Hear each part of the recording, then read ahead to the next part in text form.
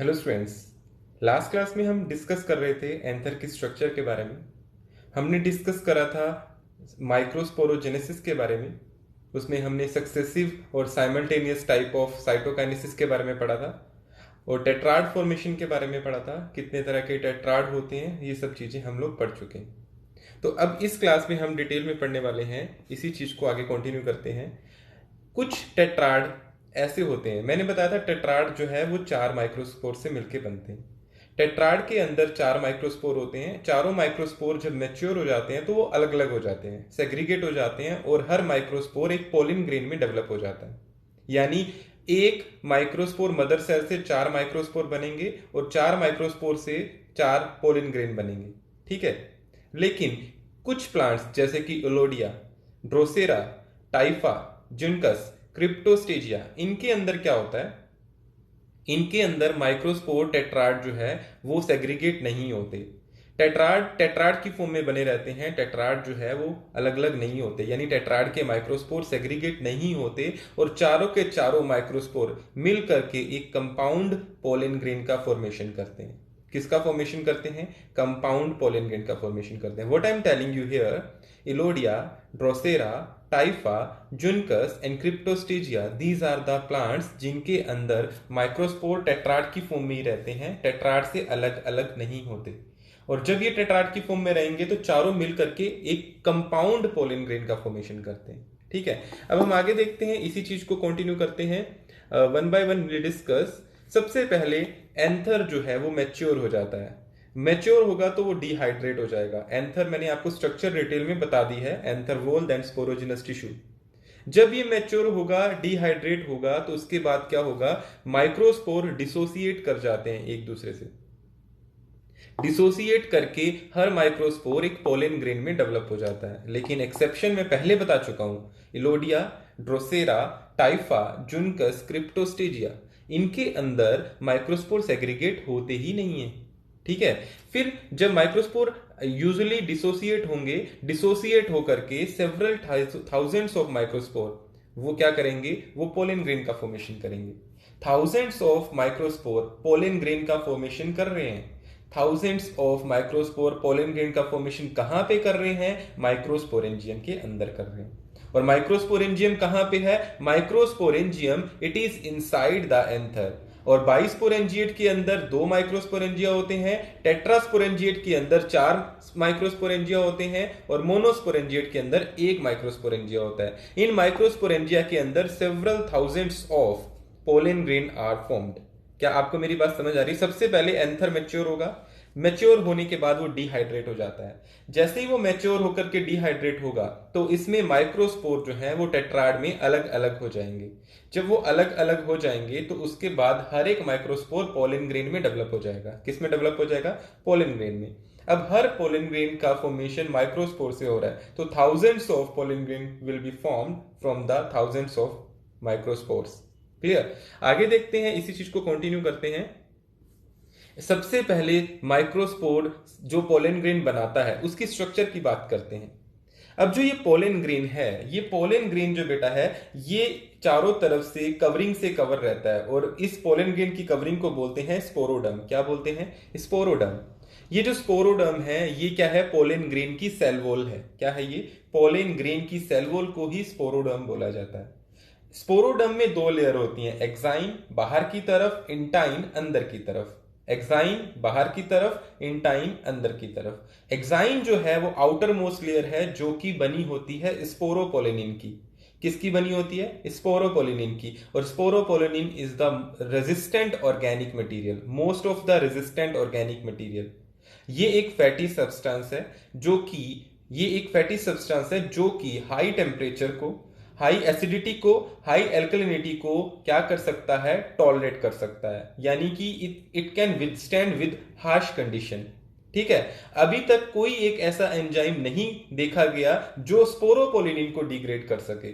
Sporopollenin ये क्या है? ये आउटर मोस्ट लेयर में कंट्रीब्यूशन करता है। किसकी? पोलन ग्रेन की। पोलन ग्रेन की आउटर कवरिंग को बोला जाता है एक्साइन और पोलन ग्रेन की इनर कवरिंग को बोला जाता है इंटाइन। आउटर मोस्ट कवरिंग के अंदर जो स्पोरोपोलिनिन है ये एक फैटी सब्सटेंस है। It is the hardest organic substance जो एसिड, एल्कली कंडीशन और हाई टेम्परेचर को टॉलरेट कर सकता है। ठीक है, अभी तक कोई ऐसा एंजाइम नहीं देखा गया है जो इसको डिग्रेड कर सके। फिर बात आती है, ये फोसिलाइजेशन में भी हेल्प करता है, क्योंकि इसका डिग्रेडेशन होता नहीं है तो ये फोसिलाइजेशन में हेल्प करता है और पोलन ग्रेन्स को प्रिजर्व करके रखता है लंबे समय तक। किस वजह से पोलन ग्रेन लंबे समय तक प्रिजर्व रह सकते हैं? Due to presence of sporopollenin.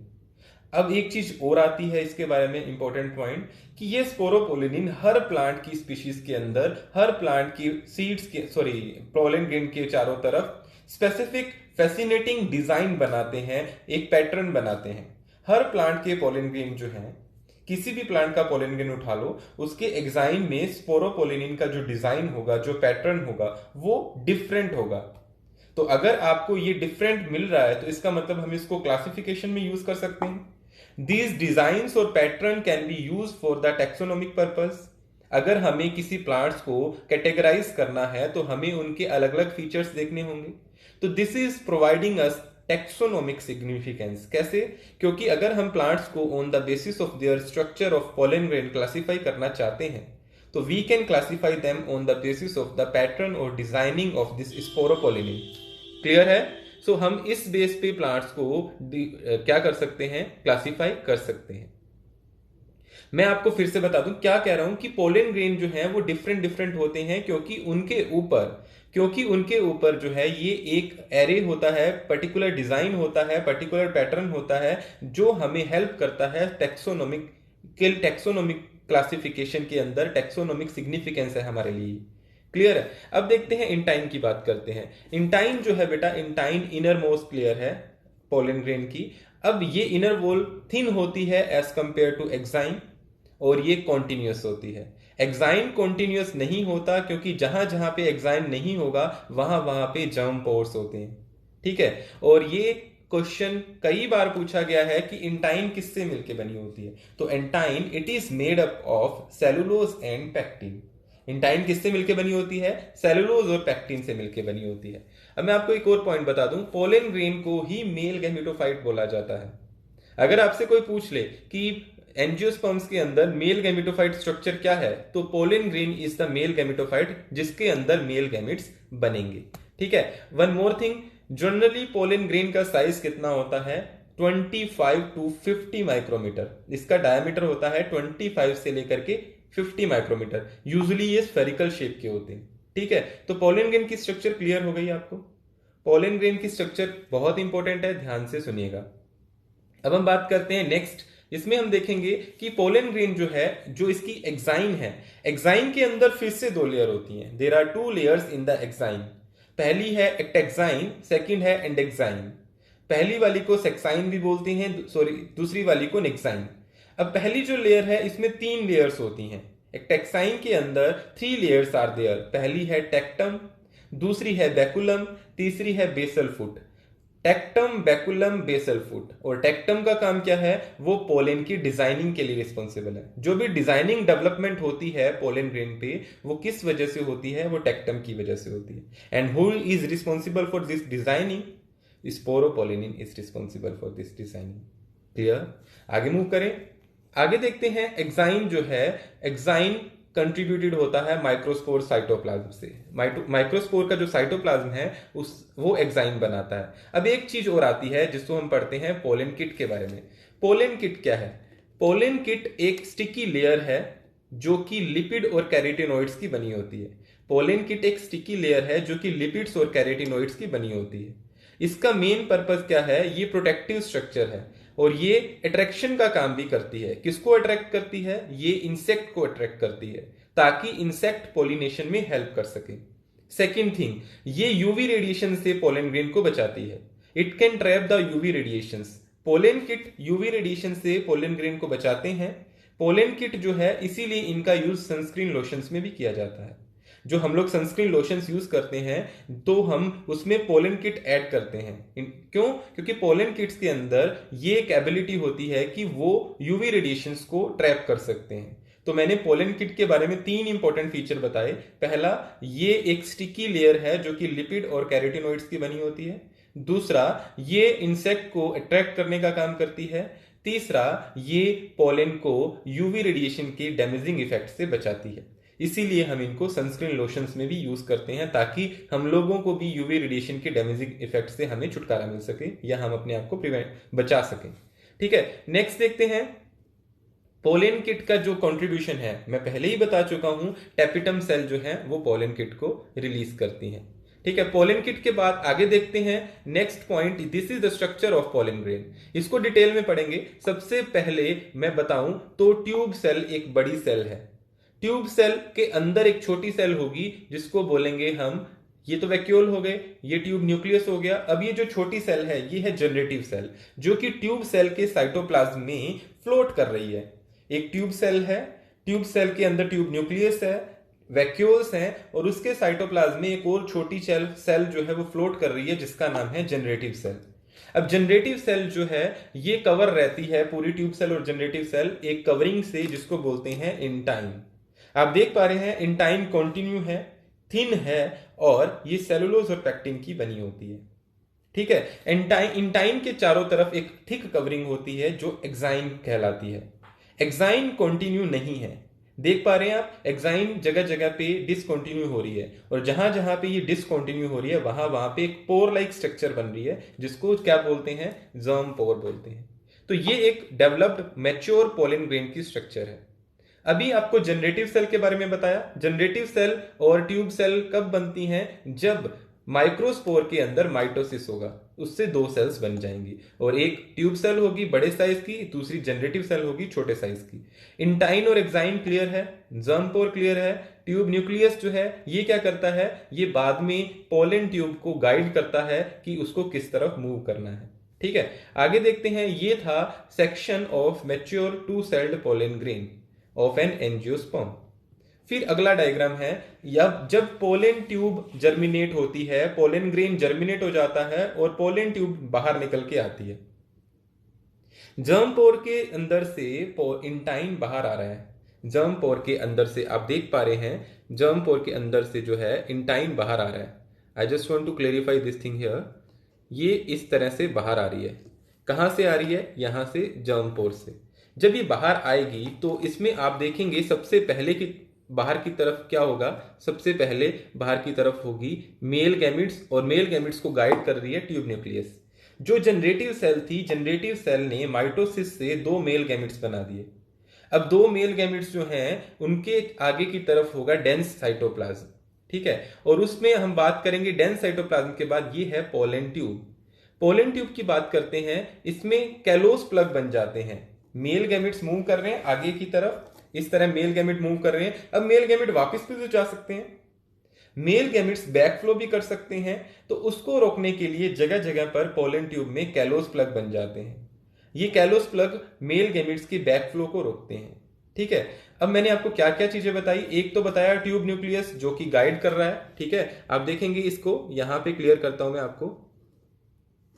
सबसे पहले ट्यूब न्यूक्लियस की बात करते हैं, तो ट्यूब न्यूक्लियस ये वाला है जो कि गाइड कर रहा है। डेंस साइटोप्लाज्म प्रेजेंट है। वन मोर थिंग, हर मेल गैमेट के चारों तरफ साइटोप्लाज्मिक शीट है। ठीक है, फिर पोलन ट्यूब है, और ये है कैलोस प्लग। क्लियर है आपको। कैलोस प्लग का काम क्या है, कैलोस प्लग जो है वो मेल गैमेट्स के बैकफ्लो को रोक रहे हैं। इसके अंदर साइटोप्लाज्म डेंस होता है और ये मूव करती है ओव्यूल की तरफ। Pollen tube is going to move towards ovule. ठीक है, अब इस चीज को हम कंटिन्यू करते हैं आगे। तो ये है डेवलपमेंट। आप देखेंगे सबसे पहले एक्साइन, इंटाइन, जर्म पोर, न्यूक्लियस, ये एक स्ट्रक्चर है। इसमें हुआ माइटोसिस। कौन सा डिवीजन, माइटोसिस। तो माइटोसिस होगा तो दो सेल बनेंगी, एक तो ट्यूब सेल और दूसरी जनरेटिव सेल। जनरेटिव सेल जो है वो आपकी बाद में मेल गैमेट बनाएगी, और ट्यूब सेल जो है उसमें जो ट्यूब न्यूक्लियस होगा वो गाइड करने का काम करता है। तो ये सारी चीजें आपको क्लियर हो चुकी होंगी। मैंने ये डायग्राम पहले ही समझा दिया है। Dense cytoplasm, tube nucleus, male gamete, callose plug and everything is there. तो सबसे पहले ये जो स्ट्रक्चर है ये किसकी स्ट्रक्चर है, दिस वन। अगर हम इसकी बात करें, ये स्ट्रक्चर पहले वाली जो है ये है आपके माइक्रोस्पोर की, और माइक्रोस्पोर से बाद में क्या डेवलप हो रहे हैं, इस तरह से पोलन ग्रेन्स डेवलप हो रहे हैं। ठीक है, आगे देखते हैं।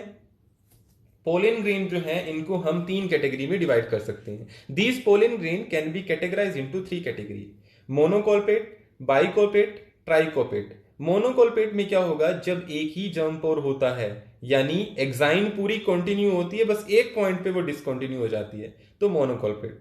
अगर बाइकोल्पेट की बात करें तो 2 जर्म पोर्स आर प्रेजेंट, और ट्राइकोल्पेट यानी 3 जर्म पोर्स आर प्रेजेंट। तो 3 जर्म पोर हैं, यानी जो एक्साइन है वो 3 पॉइंट पे डिसकंटिन्यू हो रही है, तो उसको हम बोलेंगे क्या, ट्राइकोल्पेट कंडीशन। आगे देखते हैं हम कि मोनोकोट्स के अंदर जर्म पोर होता ही नहीं है।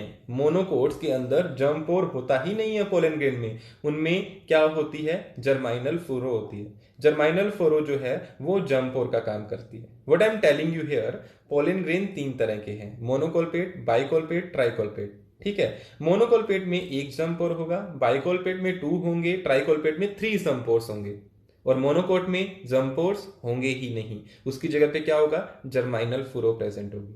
ठीक है, अब देखते हैं आगे, पेलिनोलॉजी क्या है। Palynology is the study of pollen grain. Study of pollen grain को क्या बोलते हैं, पेलिनोलॉजी। फिर बात आती है next, father of Indian palynology कौन है, तो professor P K. Nayar is the father of palynology. फिर बात आ रही है पोलिस्पोरी। यूजुअली क्या होता है, if more then pollen mother cell 4 pollen grains are produce. क्या मतलब हुआ, एक पोलन मदर सेल से 4 पोलन ग्रेन प्रोड्यूस हो रहे हैं, लेकिन अगर उससे ज्यादा बनते हैं, 4 से ज्यादा पोलन ग्रेन बन जाते हैं, तो उसको बोलते हैं पोलिस्पोरी। क्या मेरी बात समझ आई। सबसे पहले पोलन ग्रेन की स्टडी को palynology. Who is the father of Indian palynology, professor P K. Nayar. और अगर बात करें एक पोलन मदर सेल से 4 पोलन ग्रेन बनते हैं यूजुअल केस में, लेकिन अगर पोलन ग्रेन्स की फॉर्मेशन 4 से ज्यादा है तो उसको हम बोलेंगे पोलिस्पोरी। वन मोर थिंग, एग्जाम्पल है इसका कस्कटा रिफ्लेक्सा। फिर बात आ रही है पोलन एलर्जी की। पोलन एलर्जी की जब बात करेंगे तो कुछ प्लांट्स ऐसे हैं जैसे castor, Prosopis, Chenopodium, Amaranthus, Parthenium grass और कुछ नीमोफिलिक प्लांट्स, ये क्या करते हैं, कुछ एलर्जीज कोज करते हैं। ये एलर्जीज कौन कौन सी कोज करते हैं, जैसे अस्थमा हो गया, इसके अलावा ब्रोंकियल अफेक्शन हो गई, इसके अलावा कुछ रेस्पिरेटरी डिसऑर्डर हो गए। हे फीवर बोला जाता है। हे फीवर मतलब जितने भी डिसऑर्डर पोलन ग्रेन की वजह से होते हैं या पोलन ग्रेन एलर्जी की वजह से होते हैं, उनको बोला जाता है। और कौन कौन से प्लांट्स इस कैटेगरी में आते हैं, castor, Chenopodium, Prosopis, Amaranthus, Parthenium grass, और ज्यादातर ये नीमोफिलिक प्लांट्स होते हैं। नीमोफिलिक प्लांट्स जिनके पोलन ग्रेन हवा से एक जगह से दूसरी जगह जाकर के पॉलिनेशन करते हैं। ठीक है, फिर बात आती है नेक्स्ट पोलन प्रोडक्ट्स की। ये भी बहुत इंपॉर्टेंट चीज है, इसके बारे में मैं आपको बता दूं। पोलन प्रोडक्ट्स जो हैं हाईली न्यूट्रिटिव होते हैं, इनके अंदर न्यूट्रिएंट रिच सब्सटेंस पाए जाते हैं, और इनका इन कंजप्शन जो है वो कौन यूज करता है, इनको कौन कंज्यूम करता है, जो एथलीट्स होते हैं वो अपनी परफॉर्मेंस को बढ़ाने के लिए पोलन ग्रेन्स के प्रोडक्ट्स को यूज करते हैं। एंड वन मोर थिंग, जो आपके हॉर्स होते हैं जो रेस में पार्टिसिपेट करते हैं, जो हॉर्सेज होते हैं ना जो रेस में पार्टिसिपेट करते हैं, उनको भी पोलन ग्रेन प्रोडक्ट्स दिए जाते हैं so that they can perform very well. समझ आ रही है बात आपको। फिर आजकल पोलन टेबलेट्स को या पोलन ग्रेन्स के सबस्ट्रेट को एज ए सप्लीमेंट यूज करना एक फैशन टाइप हो गया है। In recent year pollen tablets as a food supplements are used. ठीक है, वेस्टर्न कंट्रीज में लार्ज नंबर के पोलन ग्रेन्स को, पोलन प्रोडक्ट्स को टेबलेट्स और सिरप की फॉर्म में यूज किया जा रहा है, और they are available in the market in the form of tablets और इन द फॉर्म ऑफ सिरप्स। ठीक है, अब बात आती है पोलन वाइबिलिटी की। पोलन वाइबिलिटी का मतलब ये है कि पोलन ग्रेन अगर एक बार निकल गया एंथर से, तो वो कितने समय तक उसमें ये एबिलिटी रहेगी कि वो जर्मिनेट होके पोलन ट्यूब बना करके किसी ओव्यूल के अंदर एग को फर्टिलाइज कर सकता है। तो वो जो पीरियड है, वो जो टाइम है, उसे हम पोलन वाइबिलिटी बोलते हैं। पोलन वाइबिलिटी का मतलब है the period for which the pollen grain retain the ability to germinate on landing of stigma is called pollen viability. And one more thing, ये वेरी करती है according to the temperature and humidity of an area. ठीक है, temperature और humidity are the 2 factor जो इसको affect कर सकते हैं। अब कुछ प्लांट्स के अंदर ये बहुत कम होती है, जैसे राइस, व्हीट, सीरियल्स के अंदर सिर्फ 30 मिनट्स यानी आधा घंटा, हाफ एन आवर तक इनकी वाइबिलिटी रहती है। उसके बाद अगर ये स्टिग्मा पे लैंड करेंगे भी तो भी ये जर्मिनेट नहीं करेंगे। ठीक है। लेकिन कुछ प्लांट्स जैसे Leguminosae family, Rosaceae family, Solanaceae family, इनके अंदर ये जो वाइबिलिटी है ये कुछ महीनों तक रह सकती है। They can survive for several month. ठीक है। Pollen viability is clear to everyone? Yes और नो? अगली बात देखते हैं हम। जब हम बात करते हैं पोलन बैंक्स की, आपको क्या करना है, आपको प्लांट ब्रीडिंग प्रोसेसेस के लिए, प्लांट ब्रीडिंग प्रोग्राम्स के लिए पोलन ग्रेन को कई बार आपको स्टोर करके रखना होता है। सम टाइम आपको पोलन ग्रेन्स को स्टोर करके रखना होता है ताकि आप उनको बाद में प्लांट ब्रीडिंग में यूज कर सकें, आप उनसे हाइब्रिड बना सकें। ठीक है। तो उसके लिए आप क्या करते हैं, पोलन ग्रेन्स का क्रायो प्रिजर्वेशन करते हैं।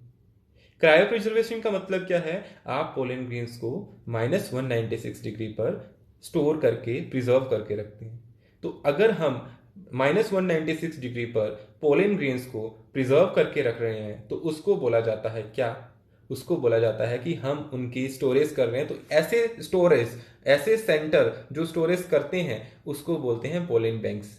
So these centers, which are storing the pollen grains for their plant breeding processes in the liquid nitrogen under -196 degree temperature, and this process is known as cryopreservation. And the centers which are performing this cryopreservation, or the centers which are storing these pollen grains, they are known as pollen banks.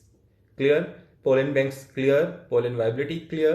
किसकी viability कम होती है? wheat and cereals की। पूछा जाता है sometimes। Solanaceae, Rosaceae and Leguminosae families की viability कुछ months तक, लेकिन wheat and cereals and rice की वाइबिलिटी 30 मिनट्स। ओके। फिर मेल गैमेटोफाइट कैसे डेवलप होता है इसकी बात करते हैं। तो pre pollination development is there. Pre pollination development में क्या होगा, मेल गैमेटोफाइट पोलन ग्रेन से डेवलप होता है, इसको बोलते हैं माइक्रोगैमेटोजेनेसिस। पहले हमने पढ़ा था पिछली क्लास में माइक्रोस्पोरोजेनेसिस, अब हम पढ़ रहे हैं माइक्रोगैमेटोजेनेसिस। माइक्रोगैमेटोजेनेसिस में हम क्या करते हैं, मेल गैमिट्स का फॉर्मेशन करा रहे हैं। और मेल गैमिट्स किससे बन रहे हैं, मेल गैमिट्स जो है वो मेल गैमिट्स जनरेटिव सेल से बन रहे हैं, जनरेटिव सेल जो पोलन ग्रेन में प्रेजेंट थी। ठीक है। इनका जर्मिनेशन इन सीटू होता है, पोलन ग्रेन के अंदर होता है, इसलिए इसको प्रिकॉशियस या फिर इन सीटू जर्मिनेशन बोलते हैं। अब माइक्रोस्पोर के अंदर जो जनरेटिव सेल है वो कैसे डिवाइड करती है, माइटोसिस करती है। अब क्या होता है, पोलन ग्रेन में मैंने आपको 2 सेल स्टेज बताई थी, एक थी ट्यूब सेल और एक थी जनरेटिव सेल। तो 60% प्लांट जो है 2 सेल स्टेज में ही पोलिनेशन करते हैं। 60% प्लांट जो है उस 2 सेल स्टेज को लेकर के दूसरे प्लांट के स्टिग्मा पर गिर जाते हैं। जब वो स्टिग्मा पर लैंड करते हैं, वहां पर जाकर क्या होता है, स्टिग्मा पर लैंड करने के बाद वहां जाकर जो जनरेटिव सेल है वो माइटोसिस से 2 सेल्स बनाती है। क्लियर है आपको बात? यस और नो? अब हम बात करेंगे, लेकिन कुछ प्लांट्स के अंदर 3 सेल्ड स्टेज में भी पोलिनेशन होता है, जैसे साइप्रस। साइप्रस के अंदर जनरेटिव सेल पहले ही 2 मेल गैमेट में डिवाइड हो चुकी होती है। ठीक है। मेल गैमेटोफाइट एक पार्शियली डेवलप्ड पोलन ग्रेन है।